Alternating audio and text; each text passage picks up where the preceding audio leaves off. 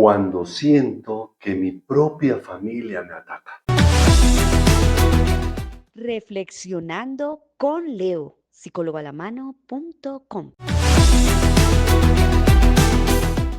Hola, qué alegría que estemos nuevamente en un nuevo episodio de Reflexionando con Leo. Y si estás viendo este video, es posible que estés atravesando algo muy doloroso. Sentir que tu propia familia te ataca. No estoy hablando solamente de discusiones normales. Estoy hablando de esos momentos en que sientes que tus palabras son constantemente criticadas, tus decisiones son cuestionadas, tus límites no son respetados, que cualquier cosa que hagas parece mal, que no te tienen en cuenta. Y en psicoterapia sabemos que las heridas familiares suelen ser las más profundas. ¿Por qué vienen de las personas de quienes esperamos protección, apoyo y amor?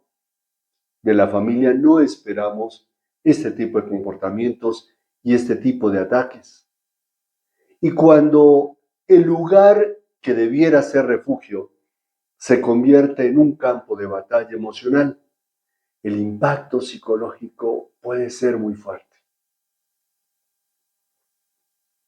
Hoy quiero acompañarte a reflexionar sobre esto desde dos miradas. Una, la psicología, y otra, los principios bíblicos sobre las relaciones humanas. Porque comprender lo que ocurre puede ayudarte a responder con sabiduría, proteger tu salud emocional y mantener tu dignidad. Entonces, ¿por qué te duele tanto cuando la familia ataca? Es importante entonces que partamos que desde la psicología, la familia es nuestro primer sistema emocional. Allí en la familia aprendemos quiénes somos, cuánto valemos, cómo se resuelven los conflictos, cómo se expresa el amor. Lo que vivimos de adultos lo aprendemos y lo hemos aprendido en la familia. Cuando el sistema se vuelve hostil, el cerebro lo vive como una amenaza profunda a la identidad.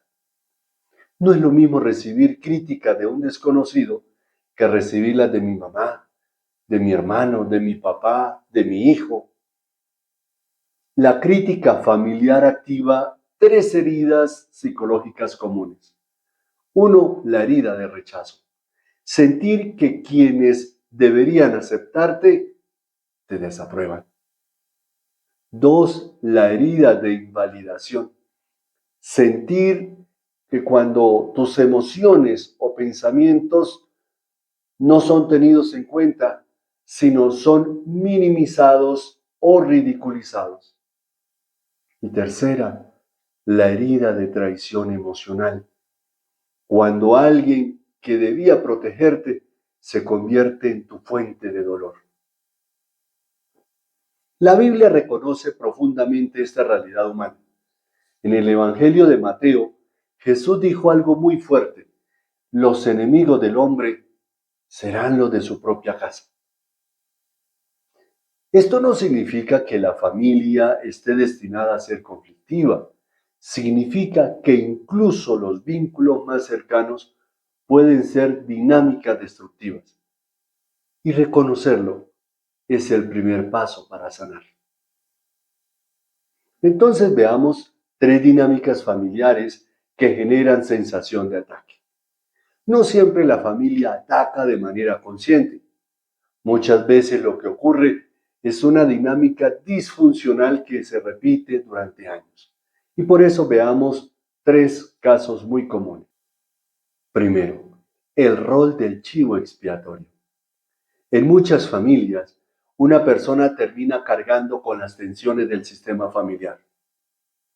Es el que recibe más críticas, el que es culpado por los conflictos, el que es visto como el problema.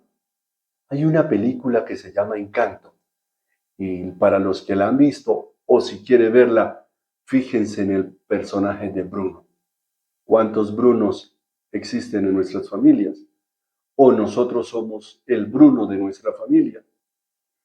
En psicología familiar esto se llama rol del chivo expiatorio.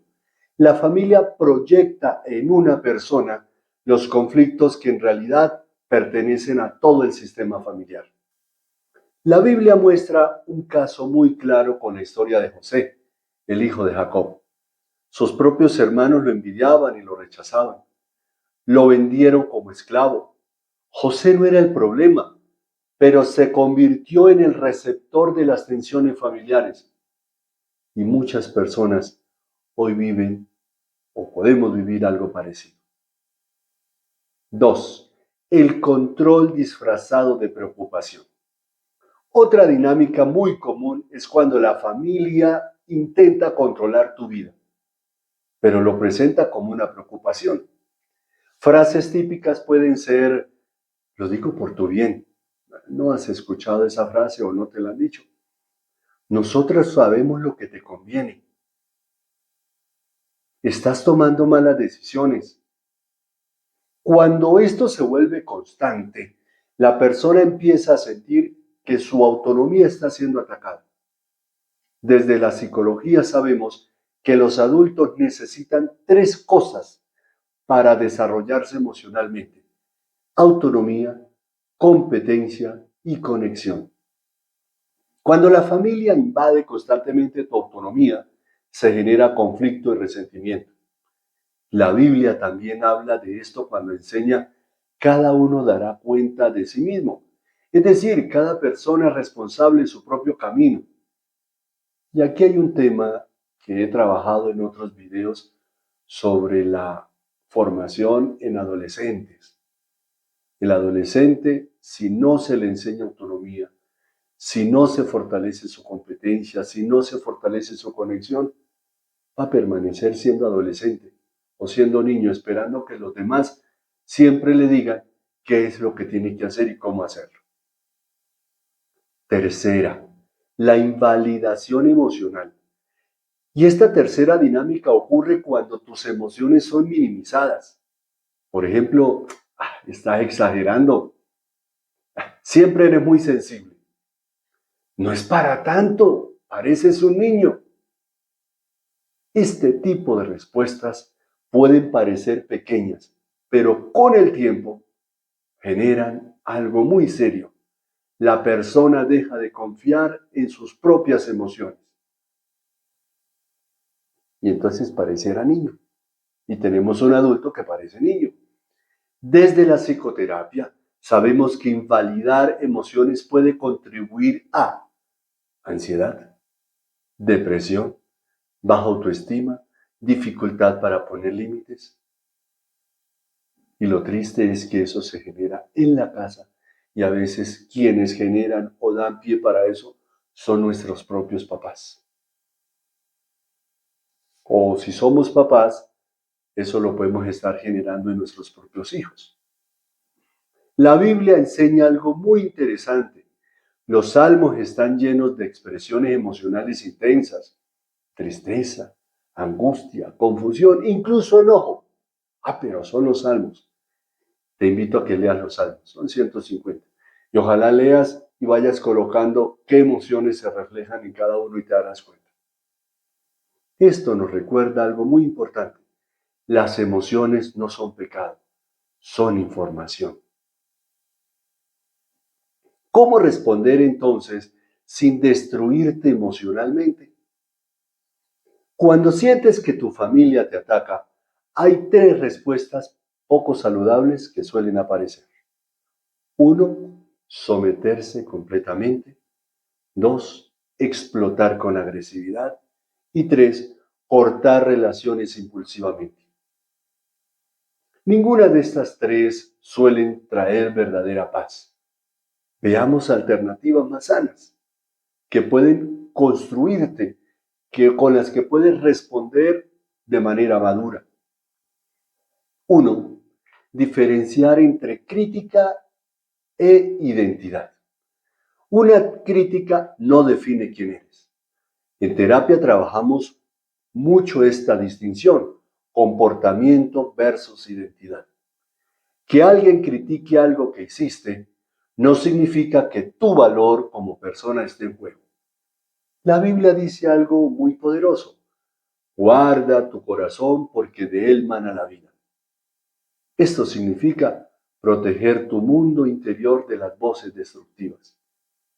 Probablemente alguien te critica porque ve que lo que hiciste no está bien.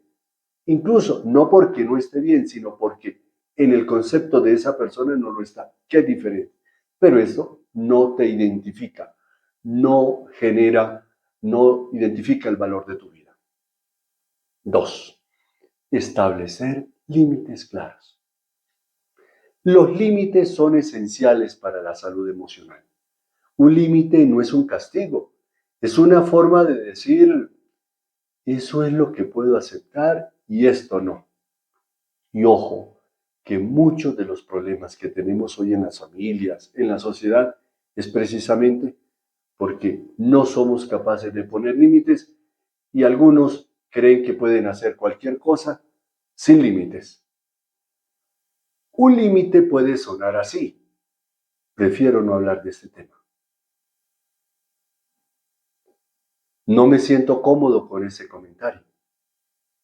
Necesito que respetes esta decisión. Soy adulto, tengo derecho a tomar decisiones y claro, a llevar adelante también las consecuencias de esas decisiones. Los límites no siempre cambiarán a la otra persona, pero sí protegen tu bienestar psicológico. Y eso es lo que se quiere, que te protejan. Tu trabajo está en protegerte. Tu trabajo está en cuidarte, en construirte, no en cambiar a los demás. Incluso Jesús en muchos momentos se retiraba de entornos hostiles y esto nos enseña algo importante. La distancia emocional también puede ser sabiduría. A veces la persona más sabia no es la que se enfrenta en una discusión sin sentido, sino la que es capaz de tomar decisiones y alejarse. Eso es una persona sabia. Y tercera, es el romper el ciclo de reacción. Cuando alguien te ataca, el cerebro de una vez entra en modo defensa. Reaccionar impulsivamente es natural, pero muchas veces empeora el conflicto. Una habilidad terapéutica muy importante es pausar antes de responder. ¿No has escuchado aquello de cuenta hasta 10 antes de responder? Que incluso algunos tenemos que contar como hasta 1000 o más antes de responder, pero eso es parte del proceso. Respirar, procesar, elegir conscientemente cómo reaccionar. La Biblia lo expresa así: el que tarda en airarse es grande de entendimiento. O, en otras palabras, la regulación emocional es una forma de sabiduría. Respira y podrás tomar mejores decisiones. ¿Cuándo el dolor familiar se convierte en crecimiento? Muchas personas que han atravesado conflictos familiares profundos desarrollan algo que podríamos llamar desde la psicología crecimiento postraumático. Esto significa que a pesar del dolor la persona desarrolla mayor claridad sobre sus valores, límites más saludables, una identidad más fuerte, una espiritualidad más profunda. La historia de José en la Biblia termina con una frase muy poderosa. Después de todo lo que sufrió por parte de su familia, él dice: ustedes pensaron hacerme mal, pero Dios lo encaminó para bien. Esto no significa justificar el daño. Esto significa no permitir que el daño defina tu destino. Y con mucha frecuencia, esto que sufrimos modifica y cambia nuestra forma de ser. Recuerde que los demás, la información, si usted necesita comunicarse directamente conmigo, en la descripción de este episodio están mis datos. Está un contacto directo a WhatsApp y si no, en mis redes está también mi página web y allí lo encuentras. Ahí están todos los links donde puedes ingresar. En este orden de ideas, entonces, si eventualmente sientes que tu familia te ataca, quiero recordarte 3 cosas. 1. Tu valor no depende de la aprobación familiar. 2. Tus emociones merecen ser escuchadas. Y 3. Poner límites también puede ser un acto de amor propio. Sanar las heridas familiares no siempre significa cambiar la familia. De hecho, es casi que imposible. Pero sí significa cambiar la forma que tú tienes de relacionarte con ella. Y eso sí te corresponde a ti. Actividad práctica. Antes de terminar, quiero dejarte 3 preguntas para reflexionar. Puedes escribirlas, puedes responderlas y escribir para que el trabajo sea más fortalecido. 1. ¿Qué tipo de comentarios o actitudes familiares me afectan más profundamente? 2. ¿Qué límites emocionales necesito establecer para proteger mi bienestar? 3. ¿Qué parte de mi identidad he permitido que las críticas familiares definan? ¿Estas creencias realmente son verdad? A veces creemos y nos vamos llenando de creencias que nos hacen daño y no caemos en cuenta porque se vuelven parte de nosotros. Es como si el pez no es consciente de que está en el mar porque vive en él. Si al pececito lo sacáramos del agua, ahí sí caería en cuenta. Los que estamos por fuera vemos el mar y wow, lo vemos grande. El pez ni siquiera se pregunta eso. Así pasa con las creencias que tenemos. Como vivimos dentro de ellas, ni siquiera nos damos cuenta. Y aquí es importante que revisemos eso. Una última reflexión entonces. A veces sanar no significa que la familia cambie. Significa que tú descubres tu propia voz, tu propio valor y tu propia paz. Y con eso empiezas a trabajar y empiezas a defender. Por ahora, recuerda que estos videos tienen varias traducciones a varios idiomas. Si eventualmente tienes a alguien en otra parte, se lo puedes compartir. No importa que no hable español. Hay traducciones a varios idiomas. Y si tú lo escuchas y quisieras que otros episodios tuvieran la traducción a tu propio idioma, escríbeme por interno y con mucho gusto miro la posibilidad de hacerlo siempre y cuando YouTube me lo permita. Por ahora, muchas gracias por estar acá y recuerda que nos puedes acompañar y apoyar en este canal de 4 maneras gratis. Zulicoco. Suscríbete, deja un like, deja un comentario y comparte. Recuerda que cuando tú compartes le estás diciendo a la otra persona cuánto le amas. Espero que este episodio te ponga a pensar. Por ahora, y confiando en Dios, esperamos encontrarnos en un nuevo episodio de Reflexionando con Leo. ¡Felicidades!